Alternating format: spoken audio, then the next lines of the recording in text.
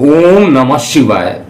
मैं हूं एस्ट्रोलॉजर के एम सिन्हा और मैं अपने इस यूट्यूब चैनल पर आप सभी का हार्दिक स्वागत करता हूं। मासिक राशिफल तुला लगन वाले जातकों के लिए ये पूरा सितंबर 2022 कैसा बीतेगा, आइए संक्षेप में समझते हैं। इस वीडियो में केवल आप समझेंगे ये महीने में आपका स्वास्थ्य कैसा रहने वाला है, परिवार की स्थिति कैसी रहेगी, जीवन साथी के साथ की स्थिति क्या होगी, किसी प्रकार के दुर्घटना के होने की संभावना रहेगी या नहीं रहेगी, साथ में शेयर सट्टा लॉटरी यानी भाग्य का कितना सहयोग होगा, कार्य व्यवसाय आय और साथ में धन की स्थिति और सुख पराक्रम, छोटे भाई बहन बड़े भाई बहन और प्रेम प्रसंग कैसे रहेंगे, ओवरऑल संक्षेप में हम समझेंगे। तो स्टार्ट करते हैं हम। सबसे पहले इस महीने का जो प्रारंभ हो रहा है वो भाद्रपद मास शुक्ल पक्ष पंचमी से लेकर अश्विन मास शुक्ल पक्ष पंचमी तक होगा। और इस महीने देखिए फेस्टिवल्स का सीज़न है और अश्विन मास में काफ़ी फेस्टिवल्स यहाँ पर सेलिब्रेट होंगे, जिसमें विश्वकर्मा पूजा होगा और शारदीय नवरात्रि का आयोजन है 26 तारीख से।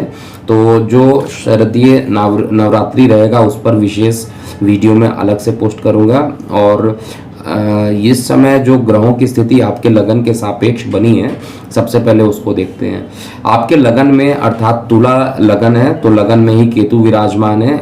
इसके अलावा आप देखिएगा आपके सुख स्थान पर शनिदेव विराजमान है और जहाँ पर रोग ऋण शत्रु है वहाँ पर बृहस्पति देव, साथ में जीवन साथी के स्थान पर यानी सप्तम स्थान पर राहु की उपस्थिति है। अष्टम स्थान पर मंगल देवता जाकर बैठे हैं शत्रु राशि में, आपके लग्नेश में जाकर मंगल देवता बैठे हुए हैं और साथ में सूर्य देवता जो है अभी वर्तमान में स्वगृही रहेंगे 17 सितंबर तक, उसके बाद ये द्वादश भाव में चले जाएंगे। बुध देवता उच्च के हो चुके हैं द्वादश भाव में और शुक्र 24 तारीख तक आपके एकादश भाव में रहेंगे, उसके बाद ये द्वादश भाव में चलेंगे। तो सबसे पहले देखते हैं इनका क्या प्रभाव होगा। सबसे पहले प्रारंभ करते हैं आपका हेल्थ सर्वोपरि है, स्वास्थ्य सर्वोपरि है। देखिए आप लोगों को ये समझ भी लेना चाहिए, अगर लगातार मेरे वीडियोस देखते हैं तो स्वास्थ्य का डिपार्टमेंट तुला लगन में किसको मिला है। तो स्वास्थ्य का डिपार्टमेंट जो है बृहस्पति देव को मिला और गोचर में बृहस्पति देव जो हैं वो आपके 6वें भाव में ही जाकर बैठे, स्वास्थ्य में ही जाकर बैठे, स्वगृही हैं।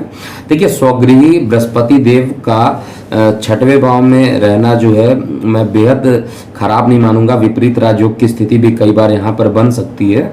और लेकिन सबसे बड़ी चीज़ क्या है कि आपका लग्नेश अपनी नीच अभिलाषी राशि की तरफ अग्रसर है और नीच का होगा, लेकिन इसका नीच भंग जो है बुध देवता करेंगे। जिस ग्रह कोई ग्रह अगर किसी नीच राशि में रहता है उसमें कोई उच्च राशि का कोई ग्रह उपस्थित होता है तो उस ग्रह का नीच भंग कर देता है, अर्थात जो आपका लग्नेश रहेगा भले द्वादश में चला जाएगा लेकिन उसका नीच भंग राजयोग बनेगा यहाँ पर। साथ में आपके अष्टम का मालिक होकर द्वादश में जाएंगे तो भी अच्छे परिणाम देंगे।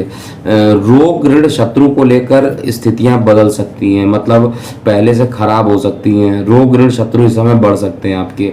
और बृहस्पति देव का 6वें भाव में बैठना हालांकि लीगल केसेस के लिए तो अच्छा है, लेकिन इसके अलावा कोई भी काम करेंगे, कोई प्रतियोगी परीक्षा वगैरह में सम्मिलित हो रहा है तो उसमें भी अच्छा रिजल्ट बृहस्पति देवता देंगे। लेकिन यहाँ पर बृहस्पति देवता का बैठना जिन लोग डायबिटिक हैं उनके लिए बहुत ज़्यादा परेशानी उत्पन्न करेगा, लेकिन आपके कार्य व्यवसाय को यही बृहस्पति देवता आगे बढ़ाने के लिए अग्रसर रहने वाले हैं। तो व्यवसाय और कार्य की स्थिति को अभी हम डिस्कशन करेंगे, लेकिन स्वास्थ्य के पॉइंट ऑफ व्यू से बहुत अच्छा समय मैं नहीं कहूँगा। सितंबर का महीना थोड़ा परेशानी वाला रह सकता है। और सबसे बड़ी चीज़ क्या है कि बुध देवता जो कि द्वादश में जाकर बैठे हैं, द्वादश का मालिक द्वादश में और 6वें का मालिक 6वें में, तो ये जो युति बन रही है और साथ में इनका जो कंजुगेशन होगा सीधा बृहस्पति की दृष्टि बुध पर पड़ेगी तो स्किन संबंधित परेशानियां यहाँ पर डेवलप हो सकती है।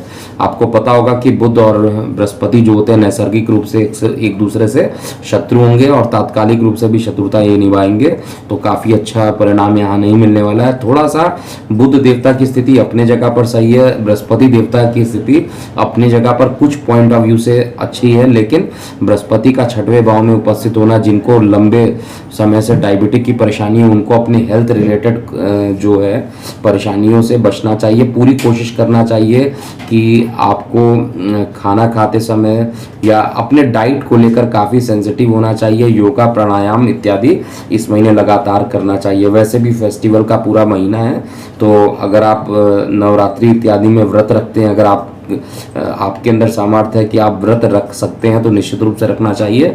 नहीं तो आपको अपने स्वास्थ्य को लेकर बिल्कुल भी लापरवाही नहीं करना है। अगर आपने लापरवाही कर दी तो हॉस्पिटल में एडमिट होने के तो पूरे इंडिकेशन चार्ट में वैसे ही आ चुके हैं। तुला लगन वाले जातकों के लिए दो प्रॉब्लम और है यहाँ पर, अभी समस्याएं खत्म नहीं हो रही हैं। एक तो लगन में बैठा हुआ केतु छोटी छोटी बातों को लेकर सिर दर्द देना, छोटी छोटी बातों को लेकर माइग्रेन का बढ़ जाना, ये अभी भी केतु कर रहा है। और केतु की पंचम दृष्टि जो है आपके संतान पे पड़ रही है, तो संतान से लेकर भी कष्ट जरूर होने की संभावना दिख रही है। और जो कमी पूरी हो रही है, सूर्य देवता वहां से बैठ के शत्रु दृष्टि से संतान पर देख रहे हैं, तो यहाँ पर संतान को लेकर कष्ट होना जरूर चार्ट में दिख रहा है। संतान के अकस्मात हॉस्पिटलाइजेशन के खर्च हो जाना या किसी बीमारी में फंस जाना, ऐसे चीज़ों को लेकर कुछ चिंताएं आपकी बढ़ सकती है। तो मानसिक चिंता भी बढ़ेगी, शारीरिक रूप से तो परेशानी थोड़ी बढ़ सकती है। तो मैं हमेशा यही कहूँगा कि परेशानी है तो उसका उपाय कर लीजिए। कुछ बहुत ज़्यादा निगेटिव सोचने की ज़रूरत नहीं है। बहुत निगेटिव अगर आप सोचिएगा तो परेशानियाँ बढ़ेगी। पॉजिटिव सोचिए, इसके लिए क्या होगा पॉजिटिव।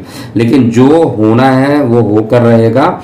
जो मुझे चार्ट में दिख रहा है मैं ऑनेस्टली वही बोलूँगा, लेकिन अगर आप उसका उपाय कर लेते हैं तो आपके लिए अच्छा रहेगा। केतु को शांत रखिए, 5 टाइप का अनाज बनाकर पक्षियों को, कबूतरों को खिलाइए और साथ में सूर्य देव को जल चढ़ाइए। इस समय यही 2 उपाय करने से स्वास्थ्य कम से कम आपका पूरे महीने का सही रहेगा। संतान से जो चिंताएं चल रही थी वो चिंताएं खत्म होती हुई दिखाई देगी। साथ में प्रेम प्रसंग में भी निराशा ही हाथ लगने वाली इस महीने, क्योंकि वहां पर केतु की दृष्टि और सूर्य की दृष्टि। इसका भी यही उपाय करना है आपको। जिन्होंने केतु को शांत करने के लिए उपाय कर लिया, सूर्य को जल चढ़ा लिया, तो इन दोनों ही कंडीशन में आपकी दोनों ही समस्याएं जो रहेंगी वो खत्म हो जाएगी, क्योंकि पूरे महीने ये स्थिति ऐसे करके बनेगी। 17 सितंबर के बाद जो है मानसिक स्थिति, जो मानसिक रूप से परेशानी है वो कम होगी और प्रेम प्रसंग उसके बाद बढ़ना प्रारंभ हो जाएगा। यहाँ पर जीवन साथी की स्थिति अगर देखा जाए, देखिए जीवन साथी की स्थिति पर वैसे ही राहु देवता बैठे हुए हैं और राहु से द्वितीय भाव में मंगल खुद वहां पर बैठे हैं।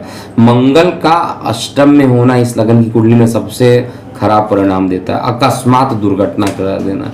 अब कई बार हम बोलते हैं दुर्घटना होना, दुर्घटना ना होकर अकस्मात धन नुकसान हो जाए, धन हानि हो जाए, वो भी एक दुर्घटना के बराबर हो सकता है।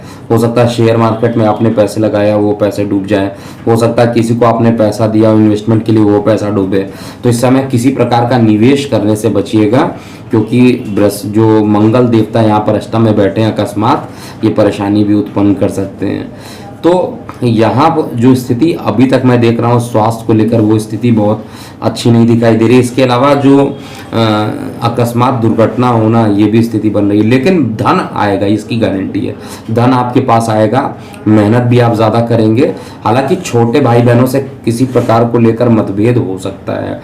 तृतीय भाव जो होता है छोटे भाई बहनों का, उसका मालिक बृहस्पति देवता है। रोग ऋण शत्रु में जाकर फंसे हुए हैं, स्वगृही हैं, तो निश्चित रूप से छोटे भाई बहनों से किसी प्रकार का मतभेद उत्पन्न हो सकता है। लेकिन धन की आगमन रहेगी, धनेश धन को देखेगा। आपके कुंडली में जो धन का डिपार्टमेंट है वो मंगल देवता को है और मंगल सीधा 8वीं दृष्टि से वहां पर देखेंगे तो अच्छा रिजल्ट देंगे। इतनी निगेटिव परिस्थितियां होने के बाद भी 2 चीजें आपके लिए अच्छी यहाँ पर जरूर बन रही है। तो शनिदेव जो चतुर्थ स्थान पे बैठे हैं वो आपके लिए अच्छा है। हालांकि मकान में थोड़ा विलंब कराने की कोशिश करेंगे, सुख वाली जो चीजें होंगी वो मिलेंगी, लेकिन हर चीज थोड़ा विलंब से इस महीने मिलता हुआ चलेगा।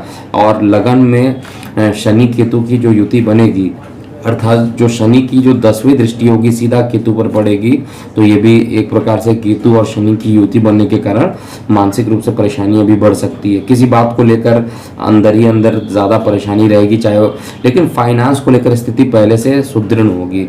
और यहाँ पर सबसे बड़ा अगर फ़ायदा हो सकता है तो जो लोग ऑनलाइन काम करते हैं, जो लोग विदेश में जाकर काम करते हैं, क्योंकि विदेश और ऑनलाइन सब एक ही चीज़ें हो जाती हैं। भाग्य का पूरा सहयोग अगर किसी एक लगन को मिलेगा तो आपका लगन है भाग्येश उच्च का होकर विदेश में जाकर बैठा, ऑनलाइन में जाकर बैठा है। तो ट्रेडिंग रिलेटेड अगर आप कोई काम करते हैं तो उसमें आपको सफलता मिलता हुआ यहाँ पर दिखाई दे रहा है। भाग्य साथ देगा, भाग्य साथ देने के कारण आपके कई रुके हुए कार्य भी पूरे हो जाएंगे, ये पॉजिटिव है। और सूर्य इनकम का मालिक होकर एकादश स्थान पर बैठे हैं, तो 17 तारीख के बाद ये आपको कुछ अच्छा रिजल्ट और देंगे। 17 तक ये खराब नहीं देंगे, थोड़ा सा शत्रु दृष्टि से मन पर दृष्टि डालेंगे, अर्थात पंचम पर दृष्टि डालेंगे तो उधर संबंधित कुछ परेशानी उत्पन्न कर सकते हैं। लेकिन इसके अलावा सूर्यदेव इनकम में जाएंगे तो इनकम को बढ़ाने की कोशिश करेंगे। उसके बाद समय आता है 17 सितंबर के बाद का जो समय है, यानी महीने के मध्य के बाद का जो समय आता है, उसमें विदेश यात्राएं होना, लंबी दूरी की यात्राएं होना और विदेशों से लाभान्वित होना है किसी भी तरीके से, डायरेक्टली इनडायरेक्टली किसी प्रकार से। और अगर कोई लीगल मैटर चल रहा हो तो उसके लिए कुछ एक अच्छे परिणाम आपके पास आ जाए, ऐसा भी चार्ट में मुझे पूरे तरीके से दिखाई दे रहा है। ओवरऑल जो कंडीशन बन रही है वो विदेशों से संबंधित अच्छी बन रही है, इनकम के स्रोत को लेकर अच्छी बन रही है और भाग्य का सहयोग मिलेगा। कार्य व्यवसाय के लिए कुछ डेट नोट कर लीजिए, 9, 10, 13, 14 और 24, 25। 9, 10, 13, 14 और 24, 25 ये 6 दिन ऐसे आ रहे हैं जहां पर आपको कठिनाइयों का सामना करना पड़ सकता है, लेकिन इसके अलावा जो स्थितियां रहेंगी आपके फेवर में रहने वाली हैं। कुछ उपाय ज़रूर आपको इस महीने करना है। देखिए कुछ परेशानी है तो मैं परेशानी वाला बताऊंगा, बाकी लगन कुंडलियों को भी आप चेक कीजिएगा तो जिसमें पॉजिटिव है मैं पॉजिटिव ही बता रहा हूँ। तुला लगन में अभी स्थितियाँ बहुत अच्छी नहीं है, इसलिए परेशानी बढ़ेगी। एक तो शनि की जो दृष्टि पड़ रही है रोग ऋण शत्रु पर, वो आपके लिए अच्छी ज़रूर है, लेकिन छोटे भाई बहनों के साथ किसी प्रकार का मतभेद भी उत्पन्न करा देंगी। शनि खुद ऑलरेडी पराक्रम से द्वितीय भाव में बैठे हैं, अर्थात पराक्रमेश जो है वो उस पर भी दृष्टि डाल रहे हैं, तो थोड़ी सी परेशानी छोटे भाई बहनों के साथ या कॉन्फिडेंस को लेकर किसी प्रकार की कमी उत्पन्न हो जाना है, ऐसा भी चार्ट में दिख रहा है। लेकिन पॉजिटिव चीज़ों में 3 बातें ज़रूर है जो कि होके रहेगी। धन का अभाव नहीं रहेगा, सबसे पहली बात है। भाग्य का साथ मिलेगा, दूसरी इंपॉर्टेंट बात है। नौकरी व्यवसाय में कुछ विलंब होगा लेकिन फेवर में आपकी आएगा। रोग ऋण शत्रु ये सारी चीज़ें जो है 17 तारीख तक ज़्यादा रहेंगी, 17 सितंबर तक ज़्यादा रहेंगी। उसके बाद धीरे धीरे कंडीशंस जो रहेंगी आपके फेवर में आएंगी। और जिन लोग को विदेश में जाना है, लंबी दूरी की यात्राएं करनी है, उनको भी यात्रा करने से लाभ की स्थिति ज़रूर यहाँ पर बनेगी। कुछ रुके हुए कार्य भी पूर्ण होंगे, लेकिन लगन में केतु का बैठना, उस पर शनि की दृष्टि देना, ये दोनों ही स्थिति अभी बहुत अच्छी नहीं है। और आपका लग्नेश जो है खुद द्वादश में चल जाएगा 24 तारीख के बाद, 24 सितंबर के बाद। तो ये जो 6 दिन रहेंगे इसमें अकस्मात यात्राओं के योग ज़्यादा रहेंगे और यात्राएं करने से आपको काफ़ी फायदे भी होंगे। तो ये था पूरा सितंबर का महीना और तुला लगन वाले जातकों के लिए कैसा ये समय बीतेगा। अभी के लिए इतना ही। मैं हूँ एस्ट्रोलॉजर के एम सिन्हा। ओम नमः शिवाय।